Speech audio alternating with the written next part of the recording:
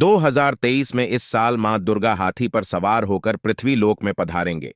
शास्त्रों में वर्णित है कि तथा मान्यताओं के अनुसार अगर शारदीय नवरात्रि पर यदि माता दुर्गा का आगमन उनके वाहन सिंह पर नहीं बल्कि हाथी पर होगा तो मान्यता है कि माता दुर्गा का हाथी पर सवार होकर आना बहुत ही शुभ और कल्याणकारी माना जाता है। जीवन सुखमय हो जाता है। भक्ति का भरपूर लाभ भक्त जनों को मिलता है। दोस्तों, इस बार नवरात्रि पूरे 9 दिनों तक मनाई जाएगी। न एक भी दिन कम न ज्यादा, पूरे 9 दिनों तक मनाई जाएगी। मां शेरावाली की विशेष रूप से पूजा आराधना की जाएगी। शारदीय नवरात्रि का महापर्व इस बार 2023 में 15 अक्टूबर दिन रविवार से शुरू होकर 23 अक्टूबर सोमवार के दिन समाप्त होंगे। ऐसे में शारदीय नवरात्रि पर माता दुर्गा की कृपा पाने के लिए कलश स्थापना का शुभ मुहूर्त है। अक्टूबर को दिन में 11:44 से दोपहर 12:30 तक कलश स्थापना का शुभ मुहूर्त रहेगा। शास्त्रों में नवरात्रि के 9 दिनों को लेकर कुछ खास नियम बने थे। कुछ कार्य को करने या न करने के नियम बताए गए हैं जिनका पालन नवरात्रि के दौरान मारता रहा के भक्तों को अवश्य ही करना चाहिए। अगर आप इनमें से कोई भी बजे काम गलती से भी नवरात्रि के दिनों में कर देते हैं तो आपको माता रानी के क्रोध का सामना करना पड़ सकता है और व्रत और पूजन का पुण्य फल आपको प्राप्त नहीं होगा। आज के इस वीडियो में हम आपको ऐसे ही कार्यों के बारे में बताएंगे जिन्हें नवरात्रि के दौरान भूलकर भी नहीं करना चाहिए। गलती से अगर आप यह कार्य कर देते हैं तो आपको दोष लग सकता है। आगे बढ़ने से पहले अभी तक आपने हमारे चैनल को सब्सक्राइब नहीं किया है तो चैनल को सब्सक्राइब करके बेल आइकन जरूर दबाइए। सच्चे दिल से कमेंट बॉक्स में लिखें, जय माता दी माता रानी आपके ऊपर कभी कष्ट न आने दें। नवरात्रि के दौरान घर की स्वच्छता का विशेष ध्यान रखें। घर के मुख्य दरवाजे पर गंदगी बिल्कुल भी न होने दें। पूजा से पहले हर रोज रोली से स्वास्तिक बनाएं। रोली से स्वास्तिक बनाने पर शुक्र और सूर्य ग्रह जीवन में सकारात्मकता लाते हैं और आपके घर में माता रानी की धातु की मूर्ति है तो रोजाना उन्हें स्नान कराकर स्वच्छ वस्त्र पहनाएं। तस्वीर है तो साफ कपड़े से पहुंचे। मंदिर और मंदिर के आसपास साफ सफाई और पवित्रता बनाकर रखें। हिंदू परंपरा के अनुसार नवरात्रि के पहले दिन कलश की स्थापना की जाती है। अगर आपने भी अपने घर में कलश की स्थापना की है तो इस बार का विशेष रूप से ध्यान रखें कि नवरात्रि के दौरान 9 दिनों तक आपके घर में कोई न कोई व्यक्ति सदा उपस्थित रहे। अपने घर को खाली छोड़कर कभी नहीं जाएं। घट स्थापना के बाद अगर आप घर को खाली छोड़कर जाते हैं तो इससे आपको नवरात्रि व्रत और पूजन का पुण्य फल प्राप्त नहीं होता है। माता रानी क्रोधित हो जाए है।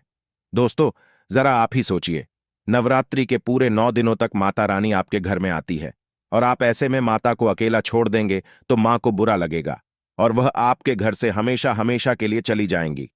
कम से कम नवरात्रि के 9 दिनों तक व्रतधारी को माता की चौकी के सामने ही अपना आसन लगाना चाहिए। इससे माता प्रसन्न होती है और माता रानी को बहुत खुशी होती है। ऐसे में माता रानी को अकेलापन भी महसूस नहीं होता। इसीलिए इन 9 दिनों तक आपको माता रानी को अकेला नहीं छोड़ना चाहिए। आपको माता रानी के पास में ही सोना चाहिए क्योंकि माता रानी सब देखती है और अपने सच्चे भक्त की हड्डी से निकली पुकार को अवश्य ही सुनती है। नवरात्रि के पहले दिन अखंड ज्योत जलाई जाती है। अगर आप अखंड ज्योत जलाने का संकल्प ले चुके हैं तो ज्योति पूरे 9 दिनों तक जलती रहनी चाहिए। गलती से भी अखंड ज्योति बुझ भी नहीं चाहिए। कई बार बात ही को ठीक करते समय ही गुजरने की संभावना होती है। इसीलिए जब भी आप अखंड ज्योति की बात को सही करने जाएं तो अखंड ज्योति में से ज्योति लेकर आप एक दूसरे दीपक को भी जलाकर पास में रख दें और फिर अखंड ज्योति की बातें सही करें। अगर उस वक्त गलती से भी आपकी बातें भोज भी जाती है तो जो आपने दूसरे दीपक में ज्योत जलाकर रखी है उसी जोश से आप वापस आकर को जला दें तो इससे बातें बुझने का दोष नहीं लगता। दोस्तों, धर्मशास्त्रों के अनुसार नवरात्रि का पर्व या कोई भी पूजा पाठ हवन आदि कर्ज लेकर नहीं करना चाहिए। नवरात्रि में जो व्यक्ति कर्जा लेकर माता रानी के व्रत रखता है, उपवास आदि रखता है तो ऐसा व्रत कभी पूरा नहीं माना जाता। रहा नहीं कि सच्चे हृदय से भक्ति करे, मैं आपसे प्रसन्न अवश्य होगी। माता रानी को सच्चे हृदय से 1 रुपया के बताशे भी अर्पित करने से बहुत प्रसन्न हो जाती है। बस मन में सच्ची श्रद्धा होना चाहिए। कर्जा लेकर माता रानी के जो व्रत रखता है उसके ऊपर और कर्जा हो जाता है, जो कि शनिदेव ने भी कई बार इस बात को दोहराया है। कर्जा लेकर कोई व्रत आदि नहीं रखना चाहिए। पूजा पाठ हवन आदि नहीं करना चाहिए। हमेशा अपने पैसों से ही कोई शुभ कार्य करना अच्छा माना जाता है। माता रानी मात्र एक मिश्री के टुकड़े से भी प्रसन्न होती है। बस आपके दिल में माता का वास होना चाहिए। सच्ची श्रद्धा के आगे आपके करोड़ों रुपये भी बेकार है। दोस्तों, नवरात्रों में माता के लिए दान करने से बहुत ही शुभ माना जाता है। नवरात्रों में घर में दिए लाना अति उत्तम माना जाता है। इससे घर की प्रगति होती है। घर के दरवाजों पर शाम होते ही नवरात्रि में 2 दीपक अवश्य जलाना चाहिए। इससे माता वैष्णो का आगमन होता है। नवरात्रि में व्रत करने वालों को 9 दिनों तक धार्मिक ग्रंथों का अध्ययन जरूर करना चाहिए। इन दिनों दुर्गा सप्तशती या फिर दुर्गा चालीसा का पाठ करें। इससे माता रानी अति शीघ्र ही प्रसन्न हो जाती है, क्योंकि माना जाता है कि इन 9 दिनों में माता रानी धरती पर अपने भक्तों के घर में वास करती है।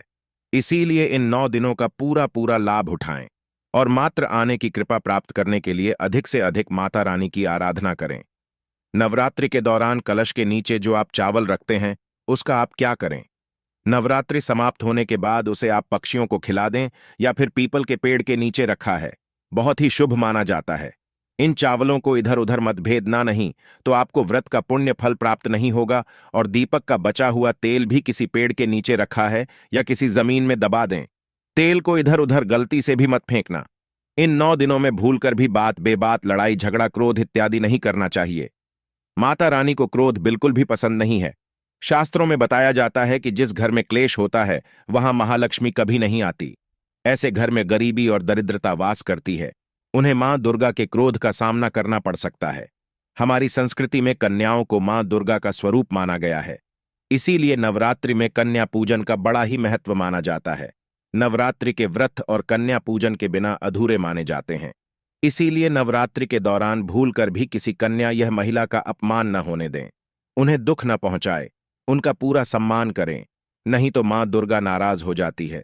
कन्या जब आपके घर से प्रस्थान करें तो उनकी थाली में चुपचाप एक लौंग अवश्य रख दें। इससे मां दुर्गा का आपको आशीर्वाद मिलेगा। 9 कन्याओं में स्वयं मां दुर्गा होती है। कन्याओं को सादा पानी न दें। पानी में आप एक एक बूंद शुद्ध गंगा जल अवश्य मिला लें। इससे आपका व्रत सफल हो जाएगा। माता रानी बहुत प्रसन्न होती है, क्योंकि यह जल स्वयं जगत मां ग्रहण कर आती है। माता रानी को प्रसन्न करने के लिए इस बात का भी विशेष ध्यान रखें। देवी भागवत पुराण के अनुसार नवरात्रि के व्रत रखने वाले व्यक्ति अगर हिंसा करते हैं, क्लेश कलह करते हैं, तो उन्हें अपने व्रत और पूजन का फल प्राप्त नहीं होता। माता रानी भी नाराज हो जाती है और हमेशा के लिए आपके घर से चली जाती है। लिए इस बात का विशेष ध्यान रखें। हर के लिए करें, वाद विवाद से बचें। नवरात्रि के दिनों में मानसिक धैर्य रखना बहुत आवश्यक होता है। मन में किसी के बारे में बुरे विचार मत रखना। बुरे विचार मन में ना आने दें, किसी को दुख दर्द न पहुंचाएं। नवरात्रि के दिनों में हर एक व्यक्ति को ब्रह्मचार्य का पालन जरूर करना चाहिए। अक्सर लोग सोचते हैं कि हम पूजा पाठ करने के बाद ऐसा कर लेंगे, लेकिन यह घोर पाप है।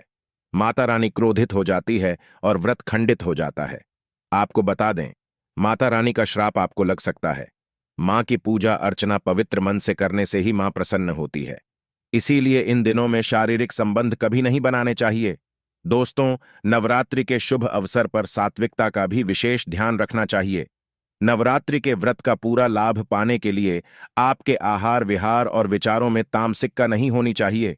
इन दिनों तामसिक चीजों के सेवन से बचें। प्याज लहसुन मांस में इत्यादि का सेवन भूलकर भी न करें। नवरात्रि का व्रत रखने वालों को व्रत के दौरान अन्न और सरसों के तेल और सादे नमक का सेवन नहीं करना चाहिए। नवरात्रि के 9 दिनों तक पूर्ण रूप से सात्विक आहार लें। फलाहार भी एक ही जगह पर बैठकर ग्रहण करें। चलिए, फिर कर उठकर बैठकर भोजन न करें। जमीन पर के स्थान पर बैठकर भोजन ग्रहण करना चाहिए। नवरात्रि के व्रत का भोजन अगर आप एक बार खाने के लिए बैठे तो दोबारा आप तभी उठे जब आपका पेट भर जाए। नवरात्रि के 9 दिनों में बाल नहीं काटना चाहिए। पुरुषों को दाढ़ी मूछ भी नहीं बनानी चाहिए। नाखून नहीं काटने चाहिए। बाल काटना, दाढ़ी मूछ बनाना हमारे धर्म शास्त्रों में अशुभ माना गया है। इन दिनों शुभ और मंगलकारी कार्य किए जाते हैं। इसीलिए नवरात्रि के दिनों में दाढ़ी बनाने और बाल और नाखून काटने से बचें। दोस्तों, विष्णु पुराण के अनुसार नवरात्रि का व्रत रखने वालों को दिन में नहीं सोना चाहिए। तंबाकू और सिगरेट का सेवन भी नहीं करना चाहिए। ऐसी चीजों से पंडित हो जाता है। सामान्य सी बात है, लेकिन नवरात्रि के इनों में सभी को रोज स्नान करना चाहिए और साहब अस्त्रों का धारण करना चाहिए। इन पवित्र दिनों में काले रंग के कपड़े पहनना शुभ नहीं माना जाता। इन दिनों में रंग बिरंगे शुभ रंग के कपड़े पहनना अच्छा माना जाता है। इन दिनों में माता रानी को लें, रंग के फूल जरूर चढ़ाएं। माता रानी को लाल रंग के वस्त्र पहनाएं। माता रानी को लाल रंग अति प्रिय है। नवरात्रि के दौरान बेड पर जूते चप्पल ऐसी जमीनों की चीजों का इस्तेमाल वर्जित माना जाता है। अगर इनका इस्तेमाल अनिवार्य है तो इस बात का ध्यान रखें कि अगर आप माता रानी के मंदिर में दर्शन करने जाएं तो प्रवेश से पहले ही इन चीजों को बाहर निकाल कर रख दें। पूजन के दौरान इन चीजों का भूल कर भी इस्तेमाल न करें, वरना आपको माता रानी के क्रोध का सामना करना पड़ सकता है। जिन महिलाओं ने पहले से ही संकल्प लेकर व्रत रख लिया है तो उन्हें पीरियड्स आने के बाद भी नवरात्रि के सारे व्रत रखने चाहिए। व्रत को बीच में न छोड़ें, लेकिन इस बात का ध्यान रखें कि पीरियड्स के दौरान आप माता रानी को स्पर्श न करें, पूजन की सामग्री को स्पर्श न करें, मंदिर न जाएं, मानस पूजा करें, माता रानी के मंदिर का मन ही मन जाप करें। दुर्गा चालीसा का पाठ करना या सुनना चाहते हैं तो मोबाइल में लगाकर सुन सकते हैं, बहुत ही शुभ होगा। कोई और व्यक्ति दुर्गा सप्तशती का पाठ कर रहा है तो आप उस पाठ को सुन सकते हैं। खुद दुर्गा सप्तशती का स्पर्श न करें। नवरात्रि के दौरान अगर आप इन सभी बातों का ध्यान रखते हैं तो माता रानी की कृपा आपको अवश्य ही प्राप्त होगी। नवरात्रि के व्रत और पूजन का आपको पुण्य फल अवश्य ही प्राप्त होगा।